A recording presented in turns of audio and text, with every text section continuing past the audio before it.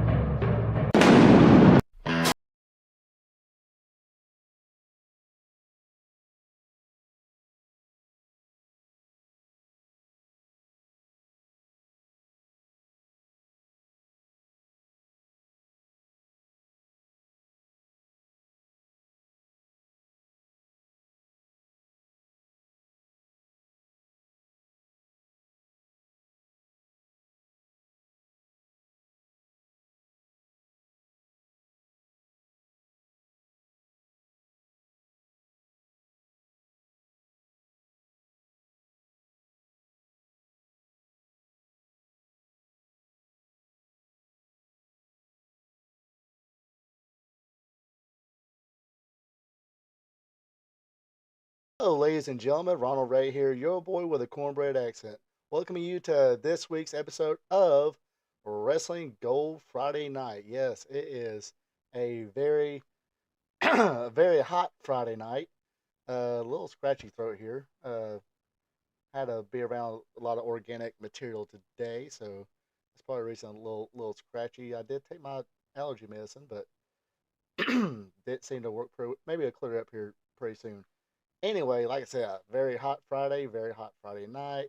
Appreciate everybody tuning in. If you're tuning in live, hey, say hello in the chat. Let us know you're here. I'll say hello back. That's how it works. Or if you want to make a comment about any of the topics we talk about, any memories of the events that I talk about tonight, hey, chime in. It's all supposed to be all well and fun tonight. Like I said, this is where we're talking about the good old days of wrestling when wrestling was wrestling. Not that fake hippity dippity flippity floppy bull. Uh, Real wrestling where they got in there and you know and went at it. Locked horns. Speaking of locking horns, the watch along tonight is the UWF, the Universal Wrestling Federation. I'll say it once, I'll say it twice, I'm going to say it 100 times. This is the only true, real UWF, Universal Wrestling Federation, ran by Bill Watts. Hello, Brenda. Well, yeah. Got some sun today and yesterday, and I guess a little bit more today. Probably didn't. I think I probably sweated off my sunscreen today. Um, but I did put some on, but it's not really like burning. Unfortunately, it's not like all over either because you can tell why I wore sunglasses.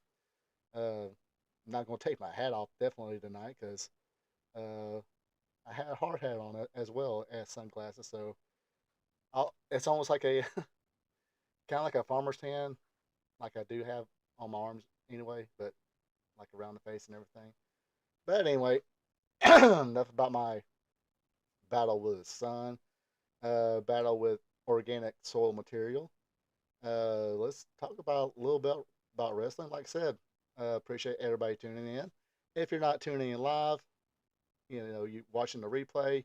Again, say hello in the comments or chime in on what's your favorite memory of anything I discussed tonight. Also, if you're entertained by this, leave a like. And above all else, if this is your first time watching everything, be a champ and click on that subscribe button. Also, hit that notification bell so you'll know when I post the next video. And I'll later on tonight before I leave here, I've got where I do the whole plug, plug every little show I have. I think I'm up to 4. I'll count later. Like I said, I work for an engineering company.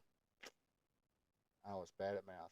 Anyway, let's see what we're going to talk about tonight. We're going to discuss a little bit of the history today in wrestling history.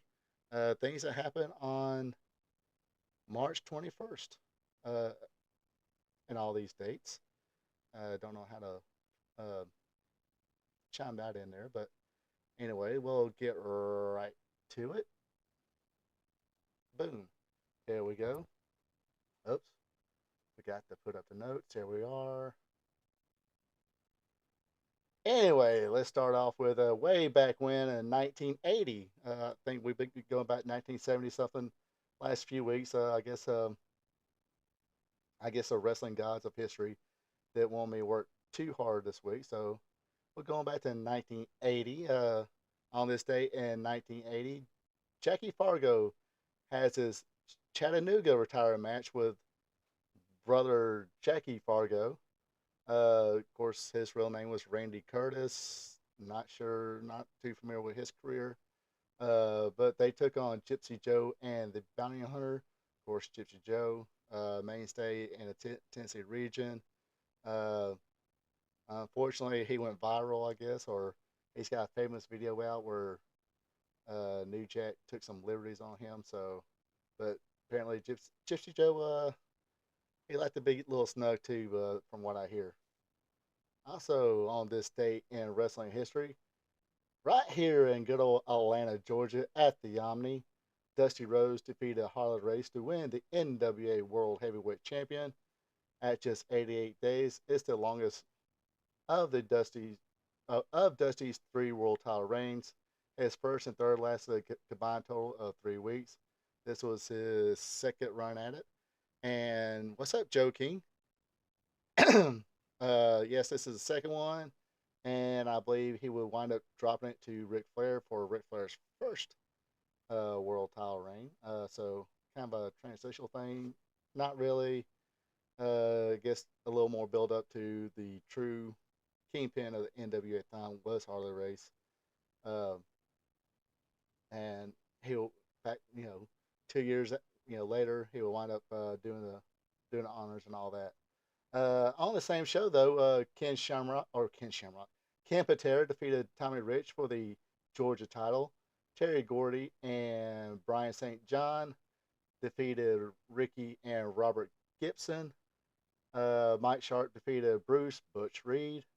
Mike Graham defeated French Angel. Jimmy Snuka defeated Terry Taylor. Ted DiBiase and Steve O. Sinoski defeated Ole and Gene Anderson. And in the main event, or at least semi-main event, I guess, Blackjack Mulligan battled Bruiser Brody to a no contest. Oh my gosh! Please, where's that time machine right now? I would love to have seen that match. Actually, it looks like a pretty good freaking card here. Plus, you got to see some history here. You got to see Dusty Dusty win the world title here. Let's see. Move along here.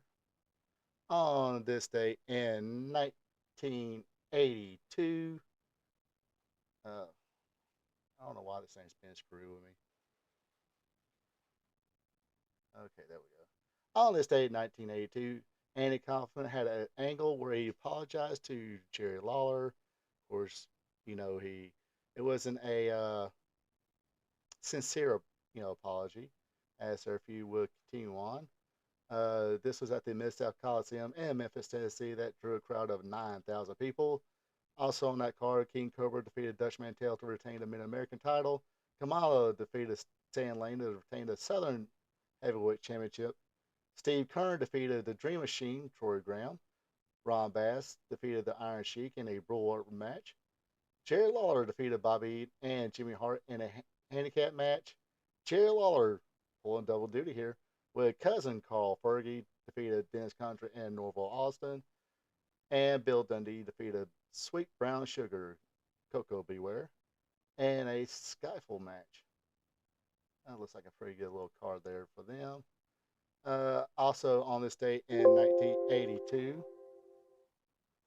In New Orleans, Louisiana, Junkyard Dog defeated Bob Root for the North American Championship.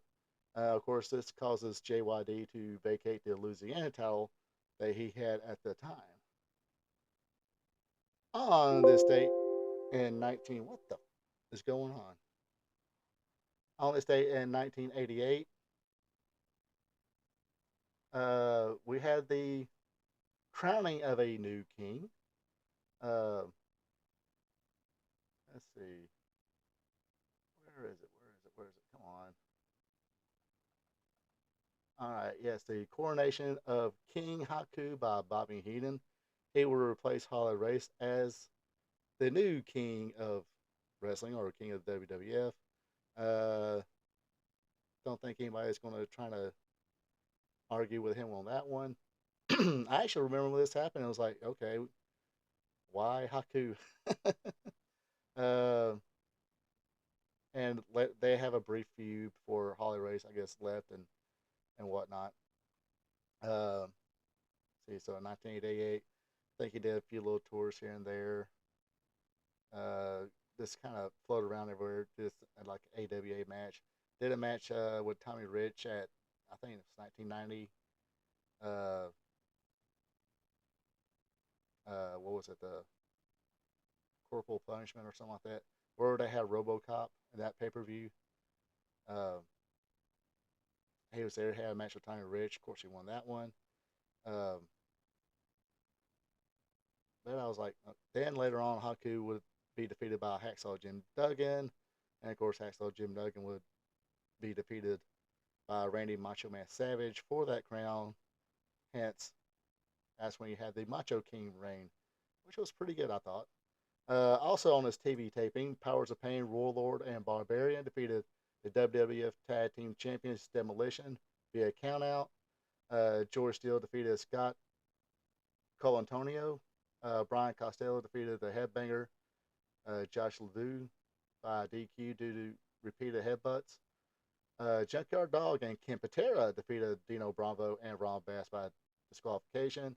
So yeah, here we go. Let's see.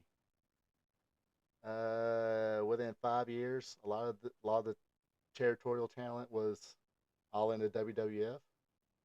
Let's see. Don Morocco pinned Iron Mike Sharp. Brutus the effing Barber Beefcake defeated WWF Intercontinental Champion Honky Tonk Man by disqualification. Andre the Giant defeated Jim Duggan. Uh, Jake the Snake Roberts defeated Ted DiBiase by disqualification. Of course, I already mentioned the coronation of the king, uh, the, the new king, King Haku. The British Bulldogs, Davey Boy Smith, Dynamite King defeated Dusty Wolf and Gino Carabello. Big Boss Man defeated Mario Mancini. Junkyard Dog pinned Len Kruger. Greg Valentine defeated Omar Atlas. The Bolsheviks defeated Rusty Riddle and Scott Colantonio. The Powers of Pain defeated Tony Ulysses and Iron Mike Sharp. Dino Bravo pinned Tony Parks. The Russos, Jacques and Raymond defeated Chris Duffy and Scott Colantonio. Boy, he got an ass kicking that night, didn't he? Jake Roberts pinned Bob Emery.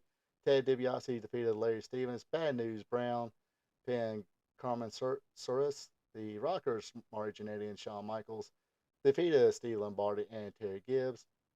The Honky Tonk Man pinned Reno Riggins. Ultimate Warrior pinned Bob Emery. Ooh, bad night for Bob Emery, too. WWF Tag Team Champions Demolition defeated Dave Lanning and Brian Costello. Didn't he already get his ass kicked too on his TV taping? Poor guy. Jim Duggan pinned Iron Mike Sharp. Iron Mike Sharp got his ass kicked plenty of times in this show. Rick Rude pinned Joe Milano. Hart Foundation, Bret Hart and Jim Neidhart defeated Scott Casey and Lanny Poffo.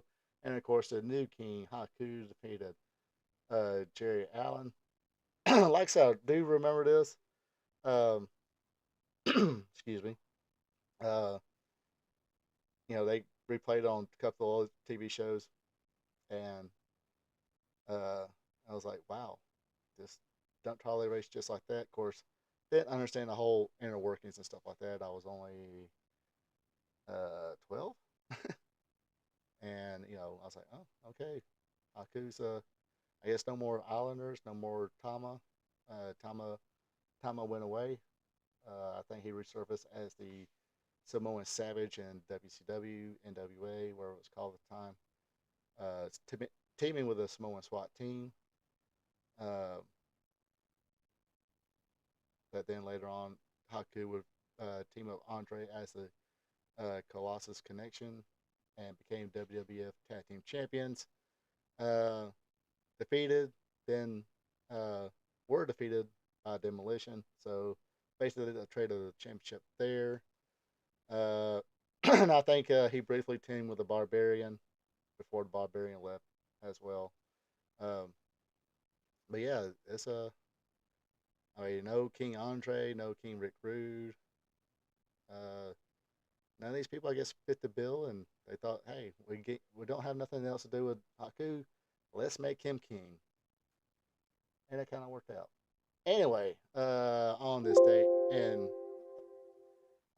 1993, New Check and Homeboy. Don't know who Homeboy was. It wasn't Mustafa Saeed. It was just Homeboy. They defeated. It was well done.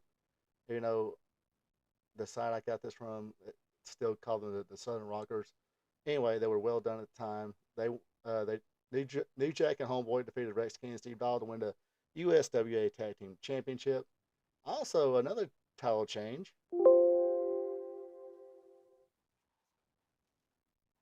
Uh, Owen Hart pinned Papa Shango to win the USWA Unified Championship. I think he went on to face Lawler the same night. I can't remember. This is kind of I didn't watch too much of this, even though this was during a time where WWF and Memphis was kind of working together. Jay Lawler would go to WWF to the commentary, feud with Bret Hart. Uh, that started at the King of the Ring because there's only one true king. Speaking of kings, it's Jay Lawler, the king of all of wrestling. Because he beat everybody: Randy Savage, King Kong Bundy, Hulk Hogan, all of them. You can probably find a music video of Jerry Lawler beating all these guys. Kurt Hennig. Anyway, um, so there, I guess I kept up mostly with magazines, but barely seen any of this because if it was on land TV, it was probably on satellite somewhere, or just late at night. Uh, the Superstars of Wrestling had done discontinued around this time. Uh, I was probably around yep, 17, I believe. So, uh, very little. I think I had a buddy had a satellite. Sometimes to get the USWA, uh, get it recorded, watch it, chill out. But like I said, wasn't going on. But this is pretty much the dying days of the USWA. Uh, I think they popped a few houses on this, and then it became Power Pro Wrestling, a developmental territory for the WWE at the time. Um, it kind of just lost its flavor.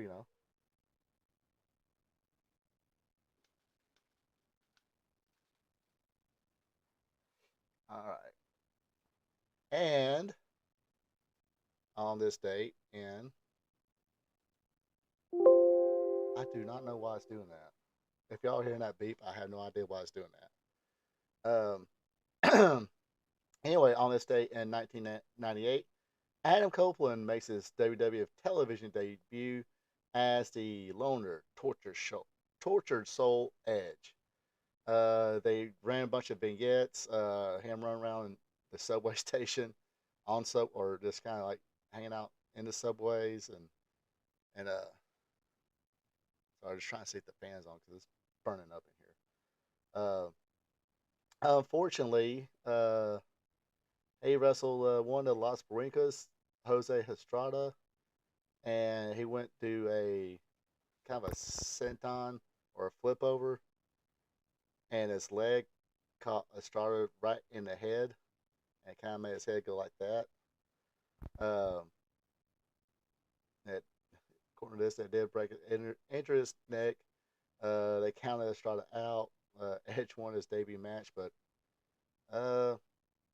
was not good for Estrada. So, see, even Hall of Famers will botch something every now and then. Unfortunately for, like I said, Estrada, I think this because didn't really hear from Estrada unless he went back to Puerto Rico. Didn't really see much of him after this. The Los Broncos, they at this time too, it's like they was doing the whole gang war thing. You had the DOA, you had the Los Broncos, you had Nation of Domination, then DX, and of course DX got way over. Um, then the corporate, then the corporate ministry, the Ministry of Darkness, yada yada yada. A lot of stables, but uh, and that kind of that kind of ran its course pretty bad because half of them nobody cared about. One of them being Los Brinkwas. I mean, you had Savio Vega, Miguel Perez, Jose Estrada. Can't remember the last one, but but yeah, like I said, unfortunate for him. But yeah, this was 1998. He had just made his WWE debut, and he had just had a match not too long ago where he wound up breaking his leg. So this was that was 26 years ago, if my calculator is right. If I push the right buttons, I can't tell right now. So I shut it off. But yeah, so Edge has been and plus his time in the Canadian Indies and all that good stuff. But yep, there he is. The blonde hair, everything. He would actually join a group too called oh crap, what were they called again? It just slipped my mind. Edge, Gangrel, and Christian. Uh, they were all part of the Brood. The Brood. There we go. It popped back in my head. The Brood. Uh, and actually, at that time, the Brood had best, the best entrance. uh, cool music for the time. And if you like that WWE, the WWF manufactured music, you know, but it was still sounded kind of cool. But plus, the whole interest where they kind of was elevated up and they had like the little flames. I think everybody's done seen it by now. Edge has actually redone this entrance a few times. I think did it for his last match. Uh, and of course, this last match featured Gangrel. But yeah, the Bruce entrance was pretty fucking awesome. I thought so anyway. Uh, but yeah, that's all I got for today in wrestling history. Like I said, I would love to have a time machine right now. They go to that 1981 show in Atlanta. Let's see Dusty defeat Andre and see Blackjack and Bruiser Brody go at it.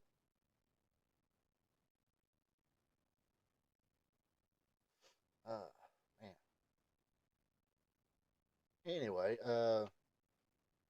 like I said earlier, like I said yesterday, like I said at the beginning here, we're gonna watch some for the watch along tonight. I got the real UWF. In case people can't understand that, it's not the cocaine habit, Herb Abrams UWF, whatever.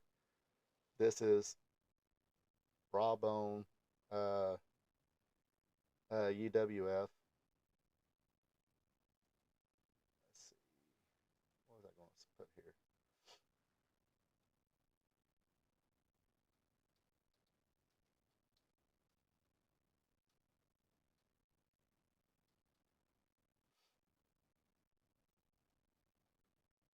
Let's see, give you all a little brief history since I find the notes here.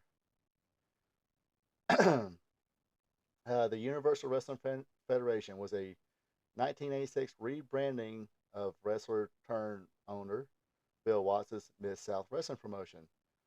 His goal was to elevate the promotion, make it sound more national. You know, because the Mid South sounded too regional. So they had his, of course, pulled out NWA as well, because I think at the time too, Crockett was like, no, he's basically gonna be like a company champion like WWF has. Uh, him being Ric Flair, of course, WWF have Hulk Hogan. Hulk Hogan wasn't exactly a traveling champion. He just traveled wherever the WWF went.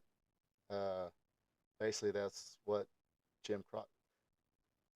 Lately, that's what I've been hearing about.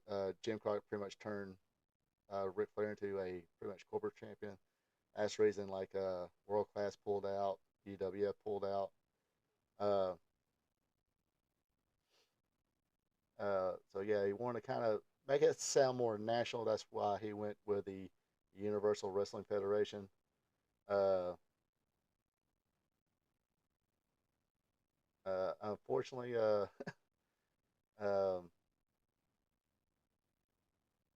for the UWF, there's this the the wells went dry pretty much, and the oil states, Oklahoma, Texas, and Louisiana, where uh, Bill Watts' promotion was based out of. And like you said in this interview, all of entertainment quit coming to those states. All the rock shows, country shows, because nobody could afford. They didn't have that disposable income anymore to afford, to go to concerts and wrestling.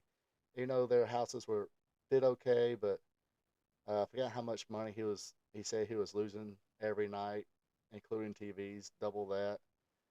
So, and April 9th of 1987, he winds up selling Jim Crockett, the UWF, uh, and many of the stars with the Crockett, Michael Hayes, did. All the Freebirds did it first, and Terry and Buddy. Terry, I think, went back to Japan. Buddy went back to Texas, and they formed another little Freebirds group. While Michael teamed with Jimmy Garvin. Uh, Same thing with Steve Williams. He was there in the beginning, made trips here and there, but wasn't like a main star there. He kept going to Japan. Basically, really the two people they really kept was Rick Steiner and Sting. Eddie Gilbert was there for a while, then he left, came back as a babyface, hung out for a while again, then went back to Memphis, yada yada yada. Uh, Especially when they kind of booked him as a jobber. But yeah, of course, this is a promotion where Eddie Gilbert uh, met Missy Hyatt. Missy Hyatt was dating John Tatum at the time, and I guess Eddie Gilbert, kind of said, "Hey, I'm a bigger star than he is." I guess I don't know. Sweet talked her a little bit better than John Tatum, and he went into the heart of Missy Hyatt, and they got married. Uh, this is where Iceman King Parsons, of course, first time he turned heel. Of course, he was doing pretty good promos there. Then when he went back to Texas for the World Class at the time, part of the they call him the Blackbird, but he was one member of the new Freebirds. Then he got the mic himself, and Mama says it bees that way sometime. You Rudy Poo. Uh, he didn't say candy ass because you couldn't say ass on TV at the time. Uh, but yeah, that's a few little things there. But the cool thing about it was, Dr. Steve Williams was their last world champion. He was a big star there. Kept chasing, kept chasing. Actually, was a student of Bill Watts. Basically, Bill Watts. How many? Steve Williams even said he was Bill Watts' boy. Of course, another person Jim Crockett kept that just slipped my mind that I just remembered was Jim Ross. Jim Ross stayed around till I guess it was probably about 92 or 93 or something like that. Then he winds up going to WWF. Um, but yeah, he stayed there for a long time. Was their top, you know, uh, play-by-play guy. Would commentate with Tony Schiavone and David Crockett. David Crockett kind of faded away. Tony Schiavone wound up going to the WWF. They brought in Jesse Ventura. Then, like I said, I think it was like 92, 93. That's when Ross left from WCW to WCW to WWF, and of course Tony Schiavone was already back at the time, so that's how Tony Schiavone won back his number one play-by-play guy for the company. But anyway, let's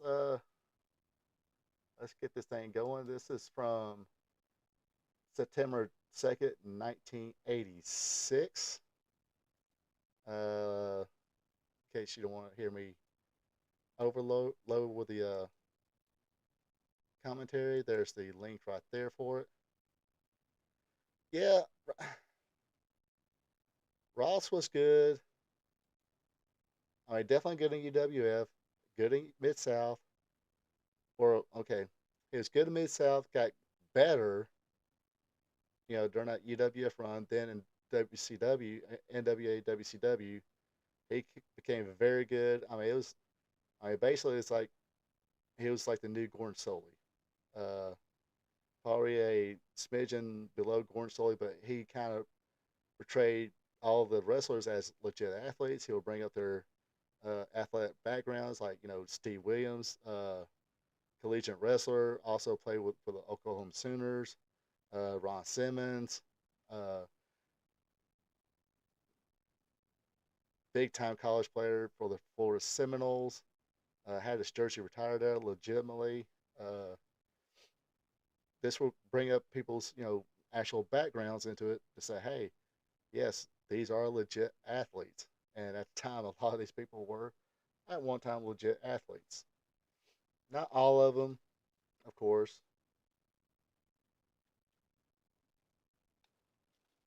But a few of them. But so there's a link to it, and I'm about to push the play button. And I have no idea what matches we're about to see, so but it should be good.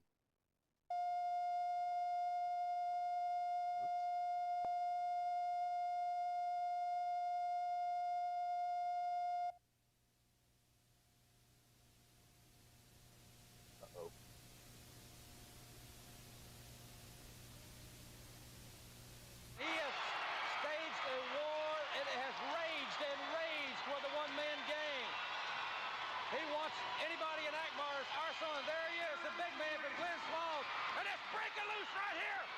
All three men. Akbar, Savannah Jack, and the one-man gang. Listen how excited Duggan. Duggan knocks Akbar down. Well, they're getting the big man off his feet. Duggan is in a tremendously precarious position here. Savannah Jack with that whip, and it's Savannah Jack that's whipping Duggan with that leather strap. Akbar, the one-man gang, all 6'9", 450 pounds. And the crowd coming to its feet, coming by there, you see Dark Journey, and there's the missing link. The link is coming to the ring. The missing link. He hates Akbar and the one-man gang with a vengeance. Look at the head and the missing link, and Hacksaw Duggan taking over on the Savannah Jack and the one-man gang. Out goes Savannah Jack. Out goes the one-man gang. The missing link and Hacksaw Duggan at clean house of the Universal Wrestling Federation. Dark Journey brought the missing link. The Wild Man is in the ring.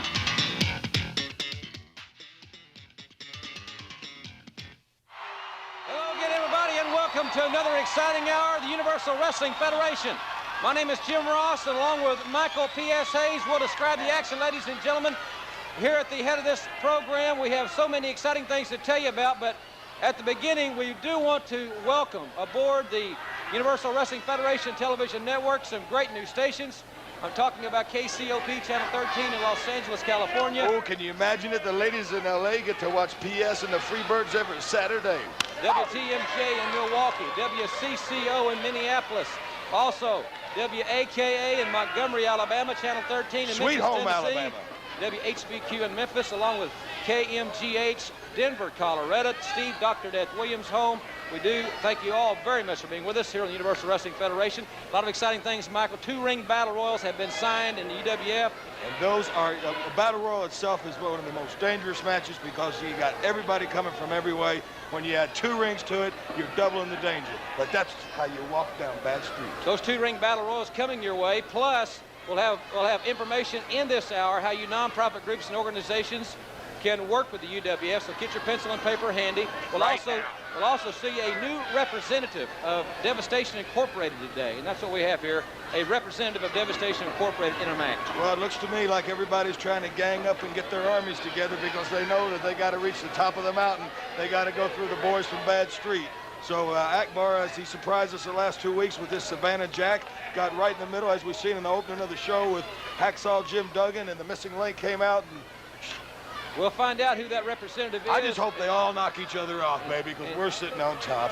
In just a little while, we'll have that matchup, plus the first UWF computerized top 10 in this hour. Should be very interesting. Plus a feature from the WFIA Wrestling Fans Convention in Houston, Texas, and a big Lumberjack tag in the hour. Starring me and Buddy.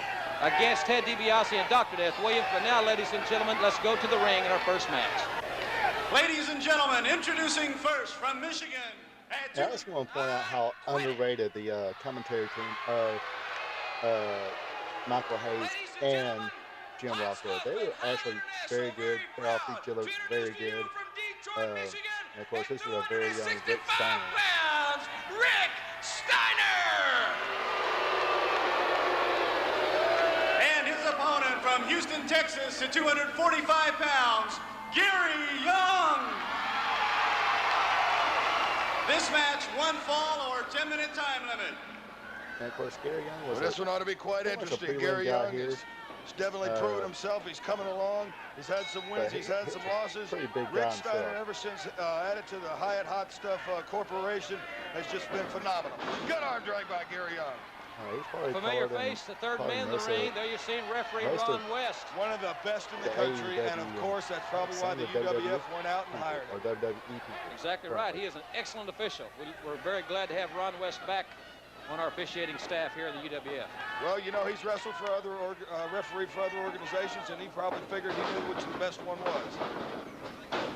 Good leapfrog by Rick Steiner. Drop down again. Leapfrog. Well, he waited on a crossbody block. Good move by Gary Young. Almost had a 3 count. Drop kicked him. Didn't quite have effect to knock him down. Went for head scissors. He got it. Partial head scissors. It's like he's going for a meal. He's got Rick Steiner going. 4-time All-American from Michigan. Wrestling champion.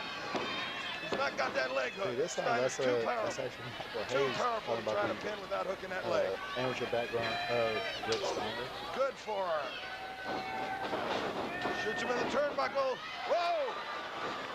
I'm not so sure it didn't hit his head on the post there. Eddie Gilbert very, very animated at ringside. Steiner is so awesomely strong. He just literally manhandled Gary Young right into the corner. I think he hit his head on the corner. I think he was going to go for a head scissors. Look at Steiner turning on now. He sees he's got the animal wounded. Whoa! What a clothesline. Exciting action. You'll see action like this in West Texas this week in El Paso. They just call it regular clothesline before they call it the Steiner line. He didn't want the pinfall. Definitely you see, this is the difference. This is what Eddie Gilbert has instilled in him, that killer instinct, and he's got to be one of the most improved wrestlers in the country today. Good elbow. See that? Rick Steiner's the championship wrestler from amateur on up. He knows to hook that leg. He doesn't want to pin him now. Gilbert wants punishment. Good vertical suplex. Nope, see? Look at the build on him. That's a little bit humiliating. He has got a phenomenal physique. I don't know if that's the right advice. If he had the man beat, that's why you're there, to beat him and leave. Well, I think he's trying to deliver a message that he's not the old Rick Steiner. He's the new Rick Steiner. What's he doing here? His agility is unbelievable for his size. Whoa! Now, there was a mistake. I'm sorry, you were right, Jim Ross. He had him pinned, and he didn't go for it. Could cause him the match. Eddie Gilbert's upset. Good drop kick by Young. He swung for Gilbert. Swung. He ducked Now twice. that's a mistake. Belly to back. 1, 2, 3. Didn't need to hook the leg when he slaps that on you. Belly-to-belly suplex. Very awesomely displayed by there you Rick go. You Steiner. And Steiner with Mike another Hayes victory messed here on up the the name on the UWF. lead. Much Jim to the Ross delight of Hudson corrected and him. Gilbert. And we'll be back. Tag team action flat out featuring corrected him, Hollywood but John Tatum and Jack Victory. And Missy not Hyde saying will be at ringside coming up next. Wrong name. Almost threw it up and threw him out over the top rope, which would have been a disqualification at this time. And of course, Katie Gill with those GTA sunglasses. But Ron Ray, what's the color of GTA sunglasses? Well, do you like those sunglasses? If you don't, go to hell. Ladies and gentlemen, introducing first from New Jersey at 226 pounds, Jumpin' Joe Savoldi. Now, at one time I was going to play some Also introducing from ICW. Kansas City at 256 pounds, Jeff Gaylord. That feature Joe Spoley as a top boy. There we There go. comes quite an entourage. And now In the entering the 90s, ring, you had Sonny, accompanying Missy Hyatt. 2000s, From Hollywood at 270 Yeah, I guess. pounds, Jack Victory. Stacy Kruger. The Also ladies, from Hollywood, California, had at Missy 240 pounds, Hollywood John Tatum. This match, one fall or John 10-minute Taylor was time very limit. underrated as well. Jack Well, I Vickery, don't know how he did it, popular but he part of didn't the introduce momentum Missy is from Hyatt. How do you miss ECW. her? Well, I don't know. Maybe the guy's funny. Hey, don't ask me. I don't. It's none of my business. I'm not a cop like the rest of you guys. I don't pry into people's business. All I know is here's another. Your character's to be admired, Michael. Hey, You're, who you're, wouldn't it admire- really You know, is. my mother So, gets Joe thank you Spoley, notes of course, every and his birthday. dad's promotion, ICW. Every birthday. He got a pretty good push. Ladies and gentlemen, tag team action here, and you'll see great Jack action Gaylord, this week in West he won- Texas and won El Paso, the Amarillo, and Lubbock. Coming Wednesday night, USWA downtown New Orleans Municipal Auditorium. That means down on Bourbon Street. Oh yeah, party time. Whoa, look at Savoldi. He's cooking. And this is starting right away. That's what tag team action is about. This is another part of Hyatt and Hot Stuff. Victory and Tatum. They've really been putting together teamwork, but it looks like Gaylord and Savoldi have also been putting together some teamwork and talking about it. Quick tags there. I can't wait to get to Biloxi either. They love it in Biloxi. Yeah, here's the Big, thing about and Bill we Watts expect too. a record He setter did like in Fort his Smith, jet Arkansas, athletes. outdoors at Harper Jeff Stadium, the big Gaylord, rodeo he was facility a- there. They have the he big played college football PRCA in rodeos. That ought to be a great one Saturday night. He liked the big, Tatum using a barrage of lefts. the football players, the wrestlers. Don't seem to have too much He was some effect on kind of, Gaylord. He's coming elite back. athlete. They're trading punches. It Gaylord's doesn't got him just have to be moving. wrestling. He's got him rocking. Eddie Graham and Vern Johnner, they would definitely concentrate on That's a people big who man had to more try of to a trade physical punches with him. wrestling Look, she doesn't background. look too happy about it. But, Hollywood John is spaghetti-legged, and rightfully like so. big, I don't think broad he has to do some bone sound strategy, mofo. Michael, to box Gaylord. No, I do not. I think the thing with him, he's a bigger man, is get him down on the mat and bring him down to size. Savoldi's working that arm, using his speed. We'll have some information later in the hour for you nonprofit groups and organizations. Big benefit events coming up in Blackwell, Oklahoma, along with Pawhuska, Oklahoma, Jeanerette and Jonesboro, Louisiana, Columbia, Mississippi, and Pasadena, Texas. And we do want to thank, as a matter of fact, John May with the Chamber of Commerce in Hope, Arkansas, Norma Grove with the Jones yeah, I Academy guess, in Hartsville, Oklahoma, and Bill Suter with the Civil really, Defense in Sonny Concord, was Oklahoma, the, for all their great except for efforts. the, They made a lot of all money that for their Mississippi, nonprofit they groups. had We a appreciate DUI. working with There's those some fine great efforts organizations. going right now in a tag team match. Double kick to the face. I wonder why Eddie Gilbert's not at ringside, Michael. Well, I Sonny don't used to get know. I around told you I am not an See, investigator. I'm not a cop. So you're always wondering used to go things. around. I guess, I think she did Good a elbow to the interview top of the recently head. where I've she always been inquisitive. Yeah, you Ever are since I inquisitive. was In a fact, you asked had me a back little in the flame dressing with Jim room, Ross. how's the champion doing? He's doing quite I guess well, he must have just his like wife Savoldi is comes right now coming back. He successfully defended the UWF belt everywhere he's gone so far in the Far East. He'll be back here real soon. I saw some newsreel footage from one of his recent escapades in Should have hooked the Oregon. leg. Yep. I tell you what. He destroyed tables, chairs, human beings, security officers.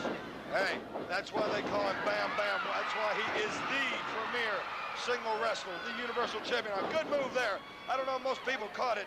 Savoli did a beautiful sunset flip as Tatum was going down. He made the tag Victory, and that's why Victory was able to come in and keep Savoli down. Good tag team work. We'll also have our first computerized top 10 later in the hour. As Joe Savoli, he's left-handed as he can be. He's a southpaw. He tagged me Gaylord. Here he comes. And he's throwing some of them big forearms. With those guns now, he's the San Antonio gunslinger all-USFL selection. You can imagine, this is almost like a battle royal, and we got so many of them coming up, those two ring. Good flying body press.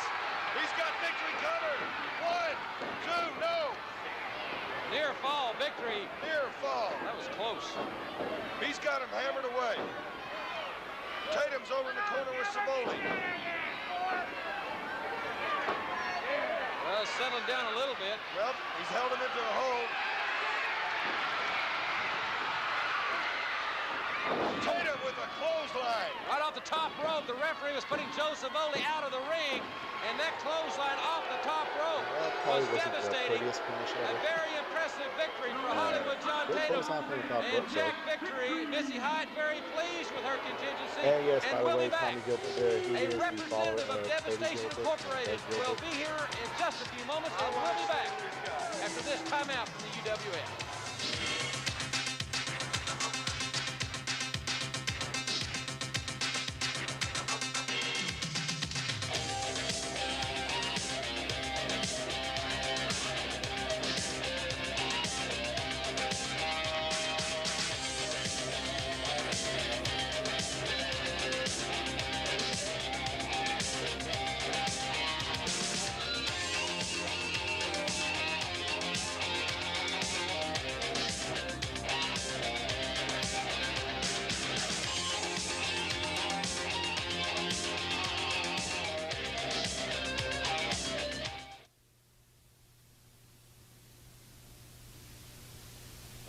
There was a little bit of confusion there. Ladies and gentlemen, introducing from Dallas, really Texas at 243 pounds, Jeff Rates.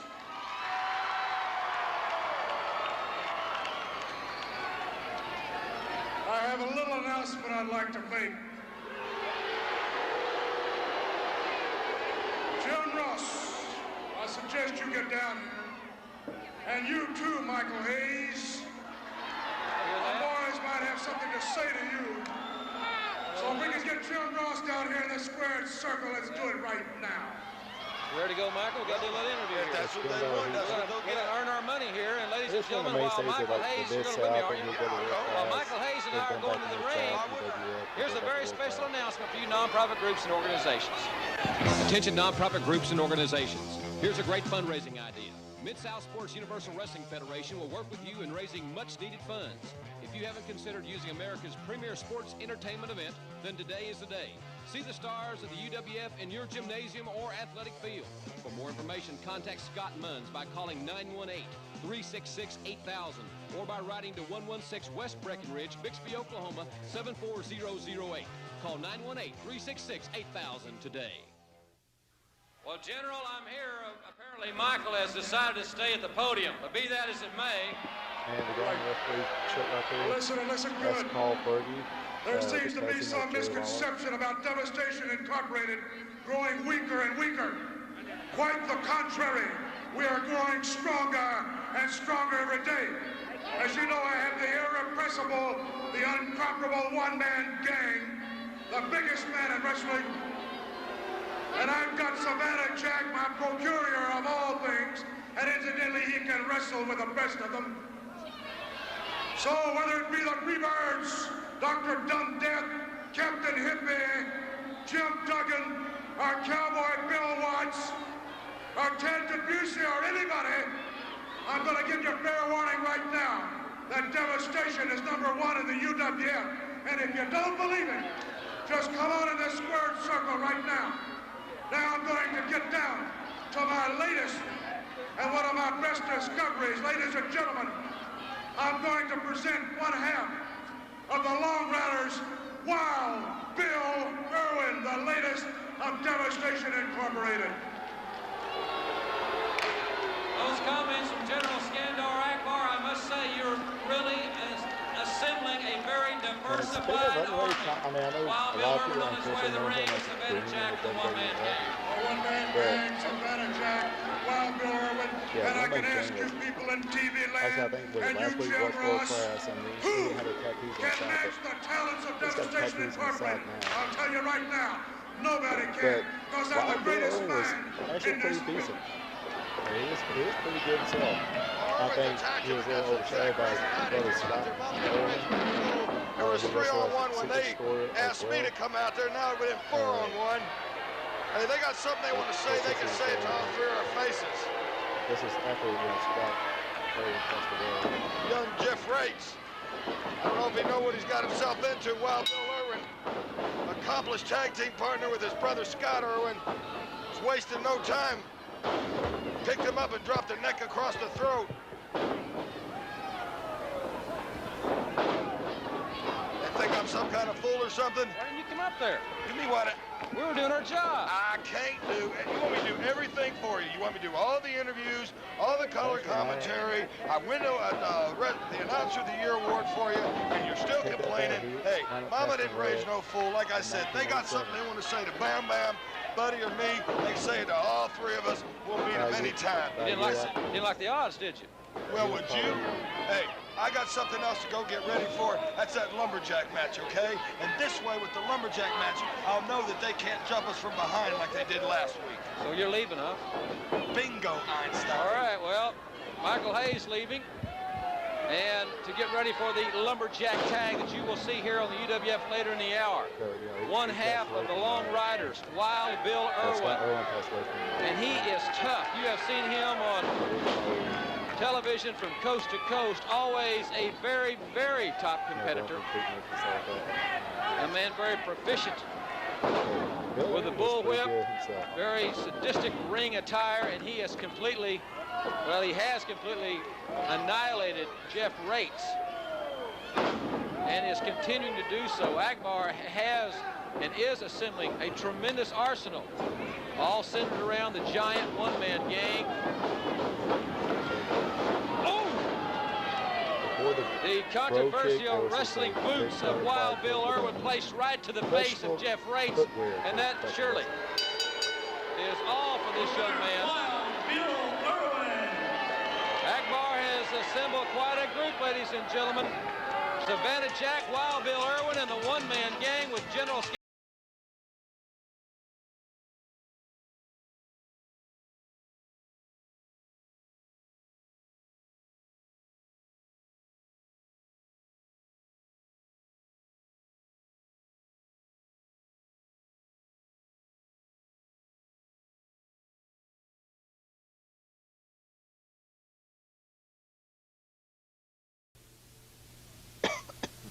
Thanks very much for staying with us, everybody, here on the Universal Wrestling Federation.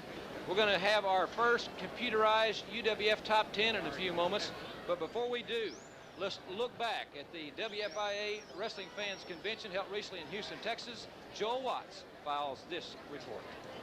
The Wrestling Fans International Association chose the Palatial Doubletree Hotel in Houston, Texas as the headquarters for their annual convention, which took place on August 8th, 9th, and 10th.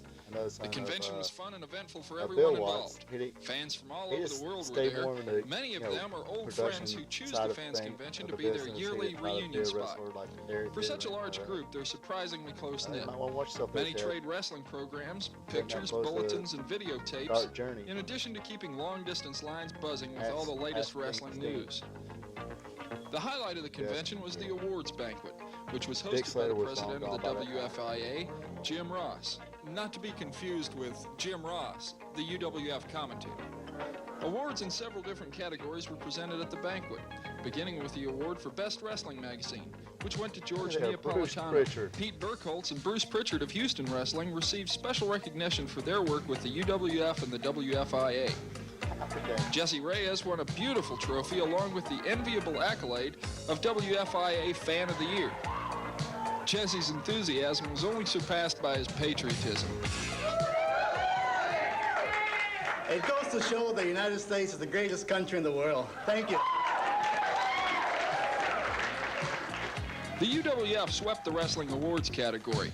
as fans worldwide overwhelmingly chose the stars of the UWF as their favorites. Jim Ross was chosen Commentator of the Year, and Dark Jurdy was chosen to be the WFIA Female Personality of the Year. Ted DiBiase won the WFIA People's Choice Award for his commitment to the fans. And the president of the UWF, Bill Watts, received special recognition for outstanding leadership in pro wrestling. Pro wrestling, as we all know, is changing rapidly and drastically. I don't know if all the changes are good or not, but it's like riding the wild wind. I guess we're going to sit up there and spur it up and see where we all go, but I know the UWF is breaking out. Somewhat of a split decision was awarded in the category of Manager of the Year, as the new alliance of Missy Hyatt and Eddie Gilbert collectively won the award and singularly took the credit. I just want you to know, and you too, that I worked very hard for this. And whatever I do, I work very hard for it, and I'm going to continue to work very hard for it. You bet. But I want you to know that I am enjoying this merger very, very much. I bet you will, Eddie. The Fabulous Freebirds won the award for Outstanding Wrestlers. Terry Gordy was in rare form when he accepted the award for his brothers. First of all, I'd just like to thank my mother and my father for doing such a good job. The Fantastics received the well-deserved honor of WFIA Tag Team of the Year. They were presented their award after the banquet in the Sam Houston Coliseum, where the UWF presented a big card in honor of the convention. And finally, the Wrestler of the Year went to WFIA's unanimous favorite, Hacksaw Jim Duggan, who also received his award prior to the evening wrestling event.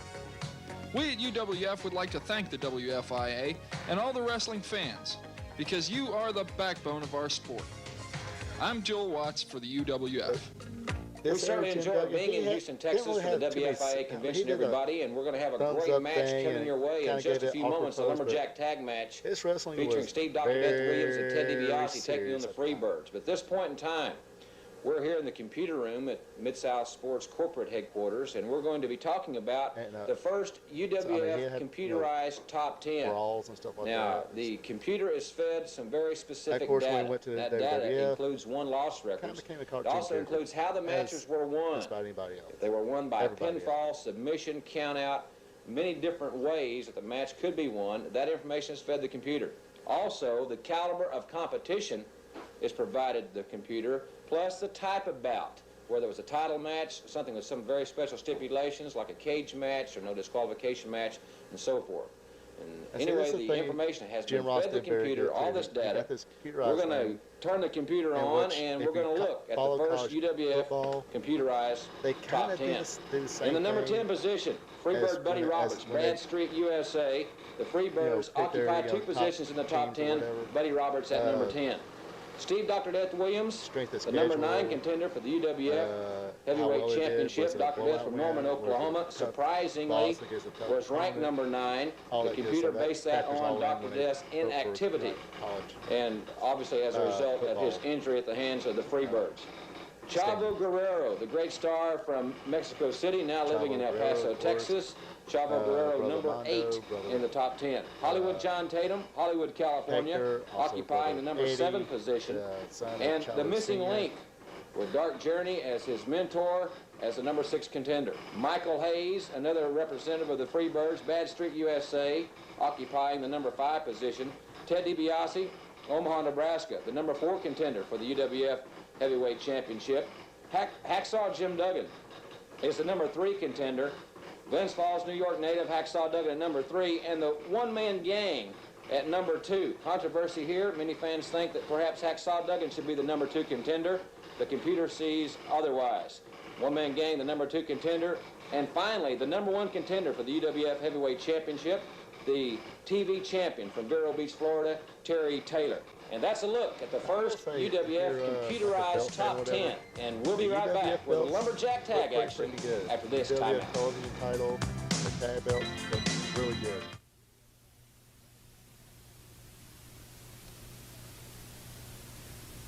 Ladies and gentlemen, introducing now entering the ring from Bad Street at 245 pounds, Michael P.S. Hayes. Yes,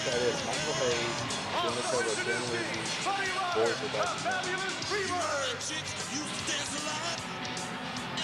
Lumberjack rules, ladies and gentlemen. You see the wrestlers surrounding the ring as we await the arrival of Steve Dr. Death Williams, V.S. Hayes. I agree. And Ted DiBiase. The crowd comes to their feet. Another near-capacity crowd here in the Tulsa Convention Center. The boys are back in town. From the fans. And I don't know who the boys are talking about, but there's a couple of men on the way to the ring. I guess mentor, manager, and Buddy Roberts preparing to go against Dr. Steve Williams and because Ted he was DiBiase missing. with Lumberjack. They didn't have a. You will see it right here on television, and it's breaking down in the ring. Mike Wilson did not get his opportunity to do the introduction of Dr. Death and Ted DiBiase, as it's breaking loose here in Tulsa. And there's nowhere to go. Michael Hayes. They saw fans. They did not like the Freebirds one bit, but they loved them some The Freebirds against Dr. Death and Ted DiBiase, and DiBiase with a drop kick. Roberts was outside the ring, but he came right back in very rapidly. High elevation by Dr. Death Steve Williams. Perhaps the most awesome athlete in all of professional wrestling. Michael Hayes, there's Hollywood John Tatum with a little, he's supposed to throw him back in the ring. No preferential treatment. Buddy Roberts, very ungraciously brought off the ropes by the good doctor. He was number 76 for the Sooners. As they prepare to defend their national championship, the 1986 college football season, Dr. Death soaring to new heights as well in '86. Look at this. He's awesomely strong. Look at this man. There's a stallion. I'm telling you. Again. There's nobody like that man in pro wrestling today. Dr. Death Steve Williams and Buddy Roberts would love to tag anybody in the building. This ain't ballet, brother. Michael Hayes, whoever, just get me out of here. So many exciting things. The big two-ring battle royals for a lot of money coming up. Double football tackle. And Barry Switzer, I'll just bet, would like to have some more eligibility back on Dr. Death. I want to check with Ted DiBiase's remaining eligibility from West Texas State. Barry got a little bit cold there. Buddy Roberts was a hard way. Has been lacerated. Roberts was really hammered by Dr. Death. And now DiBiase has been slowed down by Roberts, and Michael Hayes has got to assert himself here. Flying body press by Ted DiBiase, but he went right from a pinning predicament to a fighting predicament. Right hands, right to the side of the head of Michael P.S. Hayes. The wrong side of town for Michael, and he has nowhere to go. Lumberjack stipulations are working. Nowhere to go for the Freebirds but to stay in the ring and fight. And Ted DiBiase with a big right hand and now lateral press. Remember, this is one person doing it. Hayes kicks out at two. It wasn't a 2-man set, 3-man set. Especially on this. Now Hayes with a cheap shot of his own. And look at the Vultures gang up on Ted DiBiase. But Watts is doing Boy, that'll stay outside long. That's the way it should be, I think.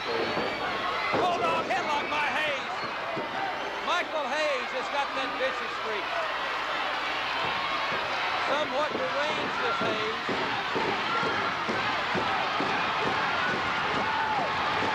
He's working on the neck of Ted DiBiase. Remember this crowd, they're coming live. There you see the fantastic Terry Taylor, Joseph Oldie. Remember, 1981, the Freebirds, most repeated pile drivers on the concrete floor in Atlanta, Georgia. DiBiase has had chronic neck problems since that time. That's what they're working on at this point in time in this battle. Lumberjack rules Davis on the UWF. And the crowd, yes, they're enthusiastic and Tulsa. I mentioned what action you're going to see. If you get the opportunity to see a two-ring battle royal, don't you miss it. As the veteran of the Freebirds, Buddy Roberts, trying to attack Ted DiBiase. It looks like DiBiase's been lacerated as well. Roberts is bleeding from the head. Boy, this is a physical situation. I don't care what kind of stipulations you get. Any of the Freebirds wrestling any combination of Dr. Death, Ted DiBiase, Terry Taylor, whatever it may be, is going to be violent. And that's what we have here, a physical confrontation between two superb teams. Perhaps two of the finest teams, if not the finest teams in professional wrestling today.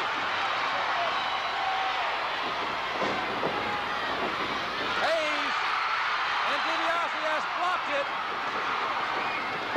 DiBiase went for a big roundhouse right, but much to Michael Hayes' credit, Hayes beat him to the punch, and now they're signaling for that pile driver. Remember, it's Lumberjack rules. You hear Dr. Death in the background. DiBiase powers out. A desperation maneuver for Ted DiBiase.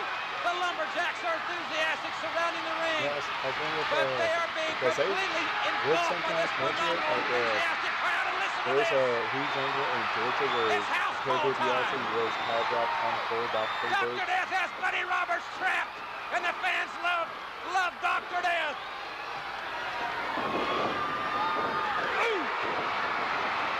Clothesline, and Michael Hayes, all four men back in the ring. That cracked the skulls of the Freebirds, DiBiase and Williams.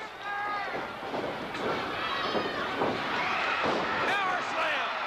DiBiase with a perfectly executed power slam on Michael Hayes. Dr. Death manhandling Buddy Roberts. He's got him up.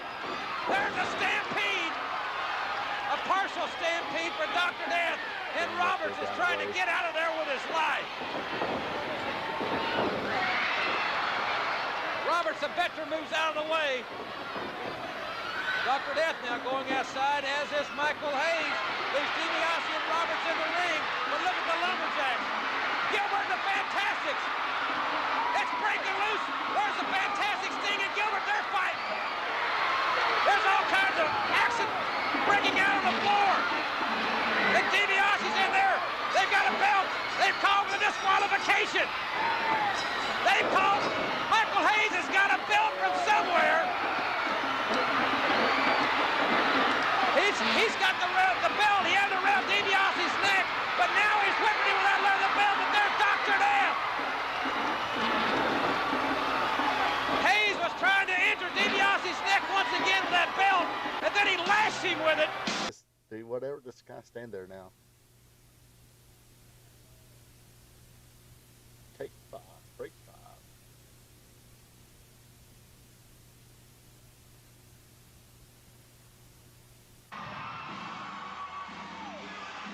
Ladies and gentlemen, we still have wrestlers in the ring here. I think this would set up a country whipping match between the four. We have got a disqualification here. Michael Hayes intentionally, premeditatedly trying to injure Ted DiBiase's neck once again. DiBiase lacerated, as was Buddy Roberts. It was one heck of a confrontation. The doctor is deadly, Teddy is great, and they are victorious here on the Universal Wrestling Federation by disqualification over the Freebirds. And DiBiase was really lashed by the belt that Michael Hayes was using. And that won't soon be forgotten, I can guarantee you. Remember, next week here on the program, we've got 2 championship matches here next week on the UWF. The UWF tag team titles will be decided right here next week on television. Plus, Terry Taylor will defend the television title. We'll have more action, right? Don't know if Hulk Hogan did. I think Hulk Hogan, especially when he was Ladies building and up, gentlemen, I tell even you, in the AWA, he got the autopilot, took the hold off the Freebirds are disqualified, but they come back to got the here. ring. He's got the pilot. And we're going to keep it right here because I don't know what's going on. Except the Freebirds are back in the ring. I don't know if we're going to start the matchup or what. The Lumberjacks are still at the ring. DiBiase and Hayes are battering fist and fire. We've got athletes all over this convention center. And in this breaking down, there's Eddie Gilbert. And the Fantastics, they're going at it. There's Dr. Steve Williams. He's having a fight. Buddy Roberts has got the ring hammer. Savannah Jack and Terry Taylor are at it.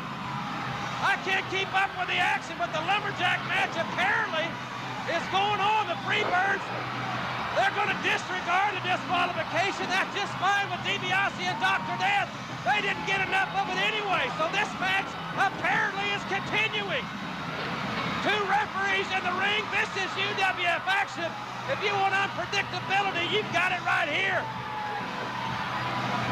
DiBiase and Hayes. The crowd loves it. The Freebirds aren't too ecstatic right now, but the Lumberjack match is continuing.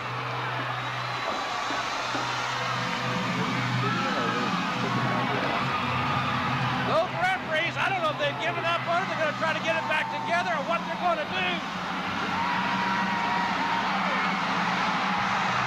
But they've got Roberts tied up. It's like a Texas tornado Lumberjack match. They're all in the ring. There's still Lumberjacks out there. And Dr. Death and Ted DiBiase are tearing the living fire out of the Freebirds at this point in time. John Tatum now's got a chair. And now there's Terry Taylor. Fulton just nailed Tatum with a chair and they threw it in the ring. I'd like to know what's going on. And at the referees, we've got enough striped shirts up there to...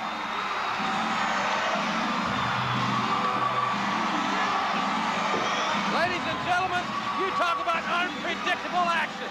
You have seen it in this program. It's scheduled to be a Lumberjack tag match. DiBiase and Williams won by disqualification. Now here comes the dark journey and the missing link. There's more bodies at ringside. People are standing. It is pandemonium. The fans are up in arms. Next week here on the program, 2 title matches right here on the UWF. The TV title, Michael Hayes and Terry Taylor, 1-on-1. You're also going to see the UWF Tag Team Championship decided on this program. Plus, next week right here, Hollywood John Tatum will go against the missing link in a ballet for a day match. We'll have a special feature involving Ted DiBiase and Dr. Death. That and so much more. Big events all this week in West Texas, in New Orleans, in Biloxi, and Fort Smith, Arkansas. Great benefits. It is certainly going to be another exciting week, and without a doubt, next week's program is one that you don't want to miss, with 2 title showdowns, the ballet for a day match, the special feature with those 2 men, Ted DiBiase and Dr. Death. It will be another phenomenal hour. The missing link will be in that match with Hollywood John Tatum, ballet for a day. The crowd is still standing here in Tulsa. I have never experienced anything quite like this program. It has completely broken down in Tulsa. But that's UWF action. Williams and DiBiase have a massive score to settle with the Freebirds in any kind of match, 1-on-1 or in tags, any stipulations. What a confrontation and what an hour. Just about out of time, ladies and gentlemen. As I said, it's been a great hour for our whole crew. We hope that you'll be with us next week. We expect a phenomenal hour, another great crowd in Tulsa. Dr. Death will be ready. We hope that you'll be back with us. So for our whole crew, I'm Jim Ross saying so long for the UWF from the Tulsa Convention Center. Yep, completely broken down. See, I miss that Jim Ross. I miss that Jim Ross who is legitimately excited about what he was calling, or at least sounded like he was legitimately excited about what he was calling. Like I said, mid to late attitude, Jim Ross, he started kind of becoming a parody of himself. The whole, I guess when he was let go sort of again, then he brought Dr. Death with him and had his own podium, whatever. That didn't get over too well. People just love Jim Ross that much. Um, but yeah, Jim Ross was legitimately one of the best. Yeah, I mean, him and King was a little too much. I mean, they were okay at first, and this became gibberish. Woohoo, puppies and all that, and um, I mean, like I said, mid attitude era, that kind of got kind of old, and I just don't think the closest person that could have really replaced Jim Ross was Joey Styles. I thought Joey Styles was a very good commentator. I mean, I know he had his little stick, the "oh my god" thing, but but if you ever watch old or ECW, he was by himself for a lot of that, for a majority of that. I think he was just a I think he was the first commentator to solely commentate a pay per view ever. I don't think anybody has ever done that. There's always been two or three people, and Corey Graves can be okay sometimes. Michael Cole, I never was a fan of Michael Cole. Uh, Pat McAfee. Pat McAfee's is a character. He's a brand amongst himself. He's okay sometimes, and sometimes or this past Raw, Braun Strowman went against Chad Gable, and the only thing Pat McAfee said in the match was, "One big son of a bitch.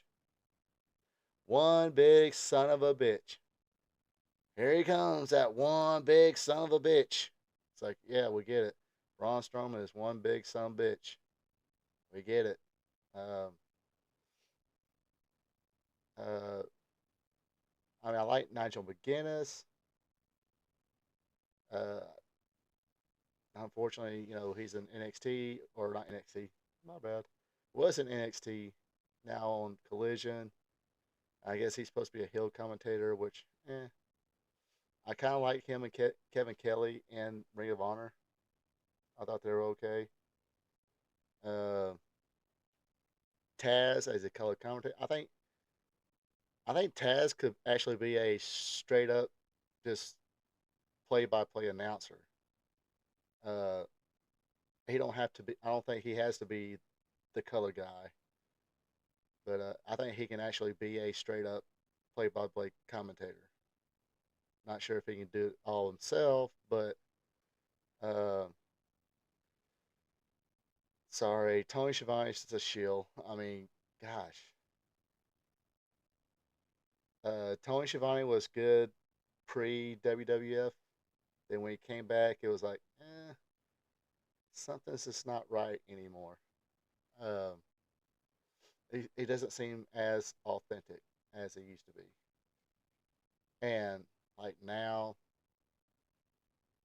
kept on saying, "Oh, this is the best Dynamite ever. This is the best episode of Dynamite ever." I'm like, yeah, you used to say that about Nitro, but I'm pretty sure a lot of those Nitros that you said was the best Nitro ever was way better than um, this week's Dynamite. Um, but yeah, I like Joey Styles. He was in WWF. I don't know.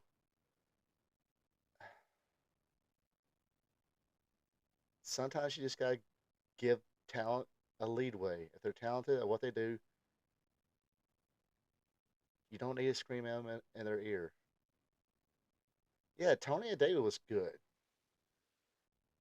Um, eh, David sometimes would get annoying. He kind of had that fanboy talent kind of essence to him, but would cheer on the stars. Mostly baby faces, but sometimes he'll kind of like cheer Ric Flair a little bit. Um,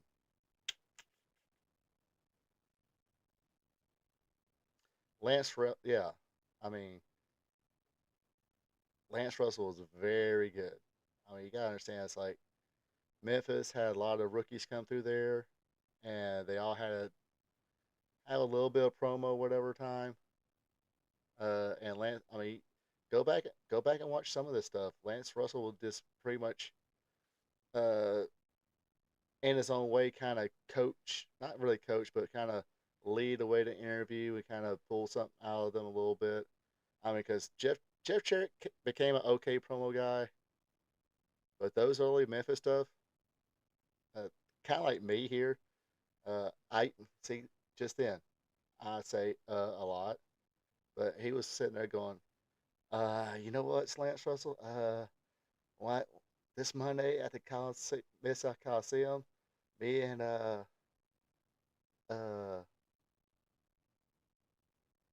me and old Pat Tanaka, we're gonna lock horns, and I got my partner Billy Travis. It, mm, he got better, obviously. I mean, go back and watch Jim Cornette's first promo in Memphis. Jim Cornette became an awesome mic guy, but at the time, Lance Russell still had to kind of lead him along, and eventually, but Lance Russell's very good at that. See, I said again. Uh, Dave Brown was good, but Lance Russell was kind of the star of that team. You know, Dave Brown kind of did the ring announcing, chimed in a little bit about the match, but it's mostly Lance Russell. And of course, Gordon Soley did a lot of stuff by himself. There was a he did have Buddy Colt a little bit, like Mike Graham a little bit, but in Florida. But Georgia Championship Wrestling is mostly him. They did have a spot where it was like him and Roddy Piper, which was pretty good, but a very underrated that's not even talked about now, unfortunately, was back here in the UWF, Jim Ross and Michael Hayes. When Michael Hayes was Freebird Michael Hayes, I thought they did pretty good as a color commentator guy. And man, how freaking Jack was freaking Rick Steiner in his rookie years. Jesus. Uh, Also, I mean, Doctor Death looked awesome. Too bad that damn Tommy. Yeah, the best color guys were probably Heenan and Jesse. They were good WWF. They were perfect for WWF. When they came to WCW, not so much. I think maybe Heenan tried a little bit at first, but it was just too, for me as a fan, first seeing Heenan and Ventura in NWA or WCW, it was just too, it was still too WWF for me. I mean, Jesse was good. But sometimes you can just tell Heenan, this is a paycheck. Ventura, definitely a paycheck.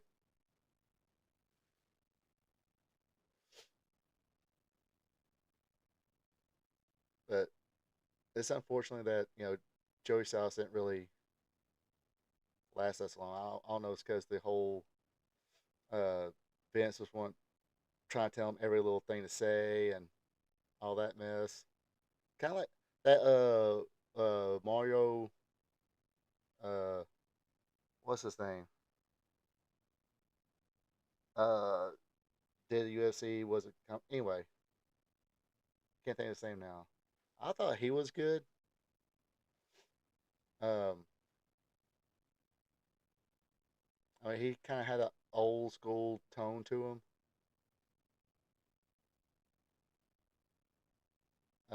What can't think of that AWA commentator.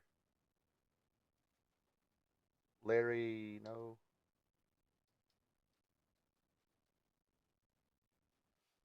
I'll find out here in a second.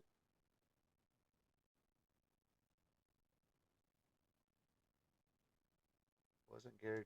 Was it Gary DeRussa?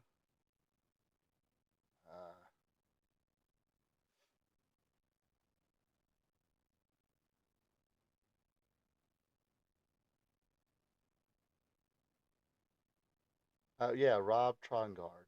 I thought he was pretty decent. Cam Resnick, not so, it was okay, but Ron Trongard, he was okay, but that's how that Mark what's his name?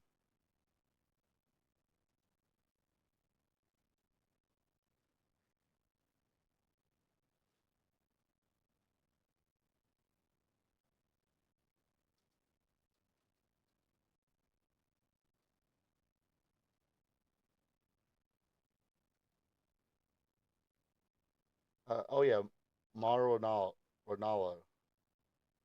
I thought he was pretty good, except for he had bipolar disorder, couldn't handle. Which I kind of understand that. I don't think I could handle somebody if I was trying to commentate. I don't think I could handle somebody just yell in my ear, trying to tell me everything to say.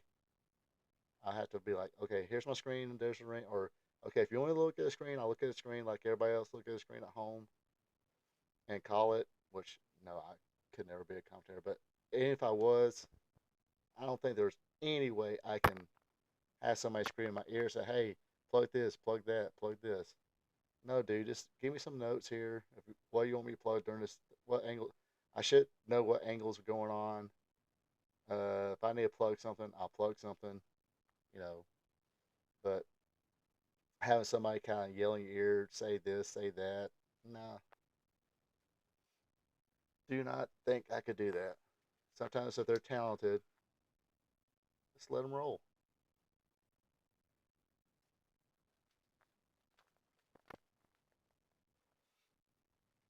I mean, Excalibur, I give him credit. He is very knowledgeable, but he sometimes he wants to try and get himself over a little bit.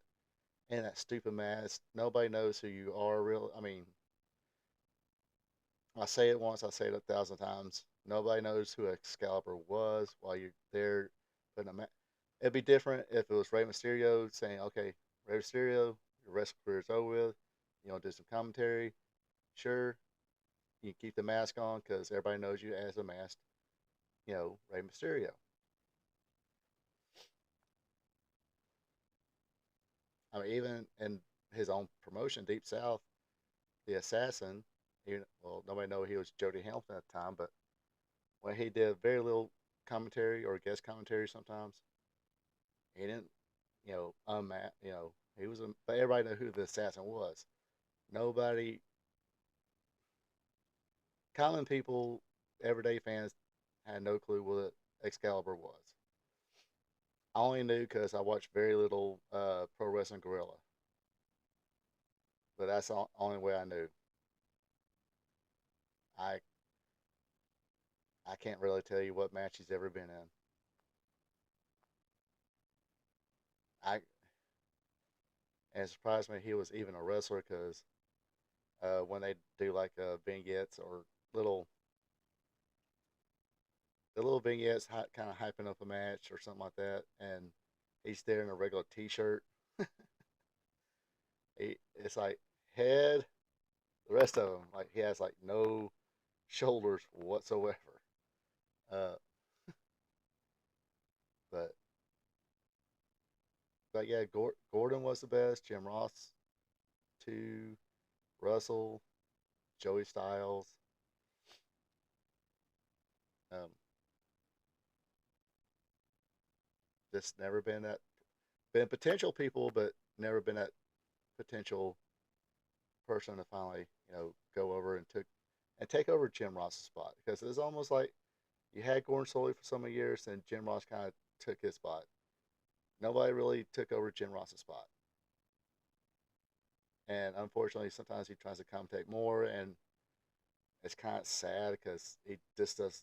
I mean, all due respect, he just doesn't have it no more. I don't know, it's because the uh, health issues he's had. He just does not be trotted out there to try to commentate now. But anyway, the sun's already low, way low over here, and unfortunately, I do gotta work tomorrow. So I'm joining the few of you that do have to work tomorrow. But gonna be a nice sunny day. And I'm going to do some little bit of work.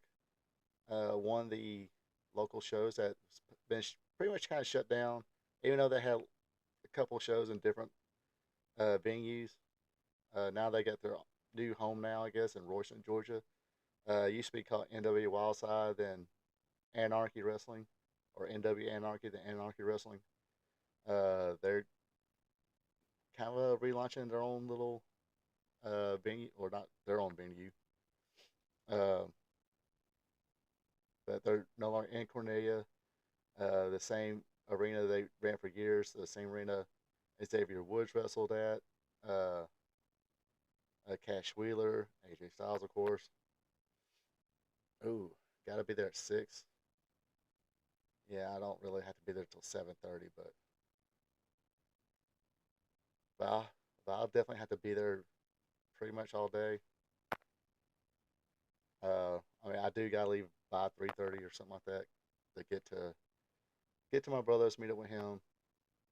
And then we're gonna see some Anarchy Wrestling in Cornelia, Georgia, which reminds me, I need to carry some extra clothes and stuff with me to work tomorrow. But before I leave you folks, let me just do the shameless plugs here. Every Tuesday night, or every Tuesday, I have a trivia show called Wrestling Trivia Tuesday. Like I said, it's every Tuesday. Usually have it up by 10 a.m. on Tuesdays, of course. What I do is I ask 5 questions, all dealing with sport professional wrestling. So give that a watch. Let me know how you do. If you play along with friends, hey, share that you played along with friends. Let me know you either kicked your friend's ass or you got your ass kicked by friends. It's all good here. Usually on Tuesday or Wednesdays. Yeah, that's what I was saying. It's in Royston now, not in Cornelia.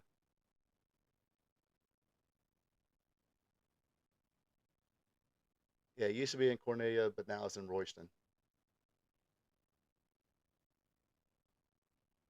The new venue is in Royston. Anyway, usually I had this one up, usually on, if not Tuesday evenings, Wednesday evenings. It is my weekly WWE recap show. Uh, Check out, see how much I make fun of Michael Cole. Speaking of Michael Cole, which hey, this week I did not make fun of Michael Cole, not one bit. Either I wasn't paying attention or he actually didn't fudge up this week. I don't know. Probably a little bit too. Probably both, because I really didn't pay attention to him that well. Uh, Wednesdays, or excuse me, Thursdays, I usually try to have a AEW Dynamite recap show up. And speaking of Thursdays, I have a live stream on Thursday nights called Spot Show Live Stream with me, Ronald Ray. It starts at 8 p.m. Eastern, 7 p.m. Central, 6 p.m. Mountain, 5 p.m. Pacific, 9 a.m. Friday morning in Japan, and 5 a.m. Friday morning in India. This week, of course, we'll discuss a little bit of news and have a prediction show for Forbidden Door. And of course, if you're not if you don't dig today's wrestling, you like to talk about old school wrestling, hey, that's what we do on this show. Wrestling Gold Friday night. We discuss this week in wrestling history and also do a watch along. Hey, audience picks.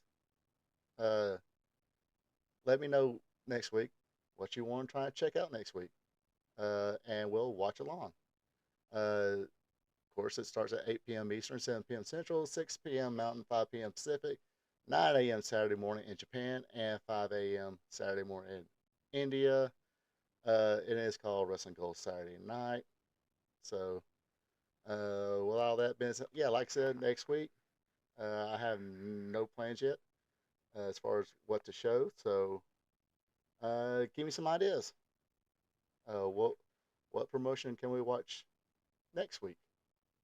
Shoot me some ideas, and we'll see what we can do. Hopefully, don't get in too much trouble because I do believe I did. Actually, I shared it on a window, so hopefully I won't get too much. By next, I say usually they'll send me an email by Tuesday or something like that saying, "Oops, you screwed up. You gotta take that down." So maybe that won't happen. Who knows? But like I said, shoot me some ideas.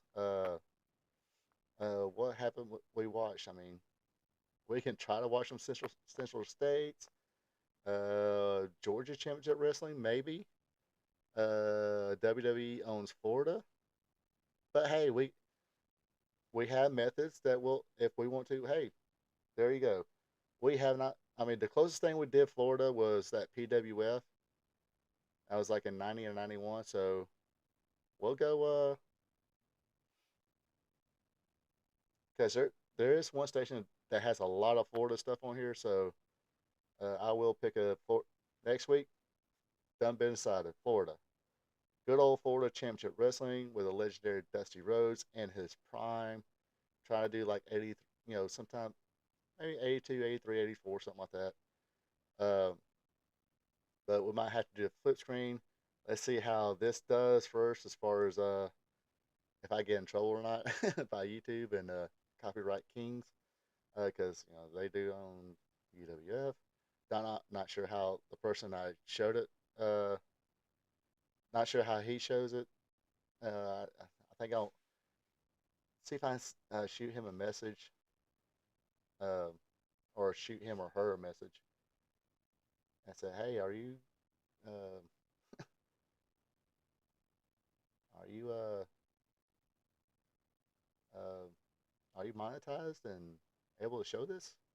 But next week we'll figure out a way. We'll watch in Florida, like I said, sometime between 82 and 84, and because yeah, I've actually a couple weeks ago was watching some old stuff, and man, it was pretty freaking good, pretty interesting. So, and I didn't get to watch a lot of that here in Georgia. They didn't Superstars Wrestling didn't carry Florida Championship Wrestling. Of course, it's kind of, they had Lex Luger there as a rookie, and we read about him in magazines, but never got to see him until he finally appeared in Crockett. So next week we'll do Florida. Let me write that down because I will forget. FCW, sometime between 82, 84. Check your local listings for more information. But that does it for me this week for Wrestling Gold Friday night. Hopefully everybody has a good weekend, even though some of us have to work. Uh, yes, the Black Ninja, Muda. I watched, what was it? It was one of the Battle of the Belts. I think it was him and Tim Horner wrestled. And it was a good match. I mean, despite what how Jim Cornette feels about Tim Horner, not a good promo guy or anything like that, but he was pretty solid in that ring. Buddha was, even as a rookie at the time, he was definitely solid.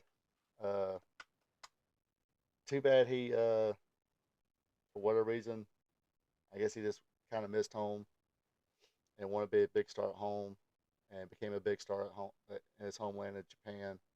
But man, he could have been multi-millionaire. Uh, say they had, like, I think it's a little too late for that now. But if Muda was around now, or not now, but say 11 years ago when the comic book movies were just getting popular, and you had a guy who wrestled as either, because I think that's where uh, WWF or WWE missed a boat on Prince Devitt, Finn Balor. They could have had, like, oh, the kind of comic book thing is kind of big now. So here's Finn Balor, and here's the Demon or whatever, or whatever they want to call him. Could call him a different name besides the Demon Finn Balor, but when he got in that uh, character mode, whatever, man, they could have probably sold comic books based on him and stuff like that, and he could have been, pretty big star. Uh, Muda, same way, could, you if the comic book fad was a little bigger at the time, could have You know, because that's what he did in Japan as Kenji Muda. Then when he had to go to that dark place, he became a great Muda. Oh, he's about to be one of the last DLCs for 2K24. I haven't played that game nearly enough. I've hardly played that game. I've just haven't had time.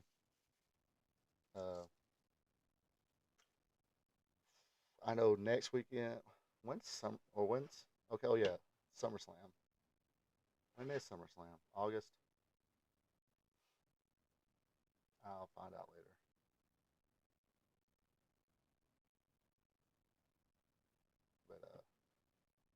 But I know next weekend. I don't think don't have to be nowhere. Actually, Saturday, I do believe me and a friend of mine was talking about this. We're gonna go to the shooting range, shoot some guns at targets, not moving targets, just paper targets. Just shoot a few rounds for the hell of it. Um,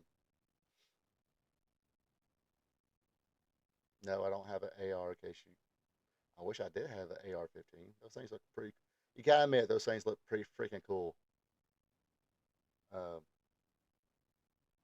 but that's a different subject, different time, for another time. But like I said, getting a little woozy here, getting a little tired here. So, gonna call it a night tonight. Appreciate everybody tuning in. Hopefully, everybody has a good rest of the weekend. Hopefully, everybody has a good week. Join us. Check out all of my shows. Check out the shows from last week as well. Until then, you folks have a good one and take it easy. Hey there, thank you for checking this out. If you enjoyed it, share with friends, drop a like button, leave a comment. Also, be a champ and hit that subscribe button. You can also check me out on social media, Facebook at Ronald Ray, on X or Twitter is RPATRPTV46. Until next time. So long from the peach state of Georgia.